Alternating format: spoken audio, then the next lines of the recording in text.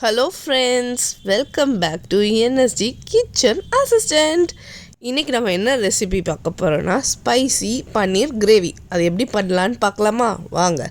First ஒரு கடாயில் 3 table spoon எண்ணெய் ஊற்றிக்கிறேன். ஸோ எண்ணெய் நல்லா காஞ்சதுக்கப்புறம் நம்ம அதில் பிரியாணி ஸ்பைசஸ் ஆட் பண்ண போகிறோம். ஃபஸ்ட்டு ஒரு பிரிஞ்சி இலை போட்டிருக்கேன். நெக்ஸ்ட்டு 2 காஞ்ச மிளகாய் ஆட் பண்ணியிருக்கேன். நெக்ஸ்ட் நான் ஆனியன் சேர்க்க போகிறேன். ஸோ நான் ஏற்கனவே 4 ஆனியனை நல்லா பொடியாக சாப் பண்ணி வச்சுருக்கேன். அதை அப்படியே நான் ஆட் பண்ணிக்கிறேன். ஸோ ஆட் பண்ணிவிட்டு நல்லா ஆனியன் நல்லா ஃப்ரை ஆகிற வரைக்கும் நம்ம வதக்க போகிறோம் ஆனியனை. ஸோ நல்லா தாராளமாகவே ஆனியன் சேர்த்துக்கோங்க. அதுதான் இந்த கிரேவிக்கான ஒரு ஹைலைட்டே கொடுக்கும். ஸோ 4 ஆனியன் சின்னதாக சாப் பண்ணி சேர்த்துக்கோங்க. சேர்த்துட்டு நல்லா வதக்கிட்டே இருக்கும்போது ஒரு 2 டேபிள் ஸ்பூன் இஞ்சி பூண்டு பேஸ்ட் அதை நான் பண்ணி வச்சுருந்தேன். அதை அப்படியே ஆட் பண்ணிக்கிறேன். நல்லா மிக்ஸ் பண்ணி நல்லா வதக்குங்க. நான் வெங்காயம் வேகமாக வதங்கணுன்றதுக்காண்டி இப்போவே ஒரு டேபிள் ஸ்பூன் உப்பு ஆட் பண்ணிக்கிட்டேன். உப்பு ஆட் பண்ணோம்னா வெங்காயம் வேகமாக வதங்கும். அதுக்காண்டி ஆட் பண்ணி நல்லா மிக்ஸ் பண்ணி விட்டுக்கிறேன்.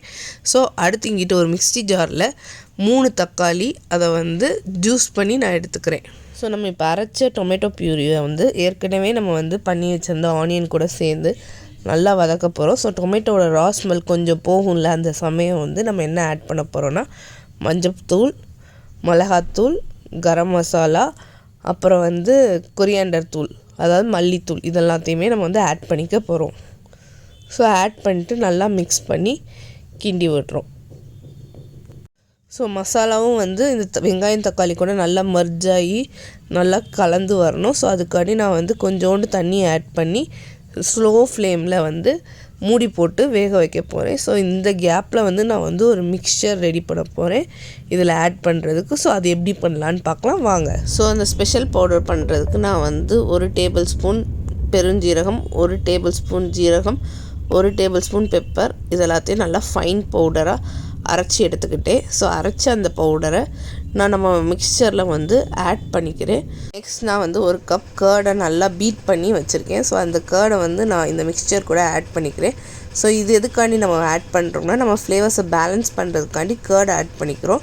ஸோ கேர்டை ஆட் பண்ணிட்டு நெக்ஸ்ட்டு க்யூபாக கட் பண்ணியிருக்க பன்னீரை ஆட் பண்ணிக்கிறேன்.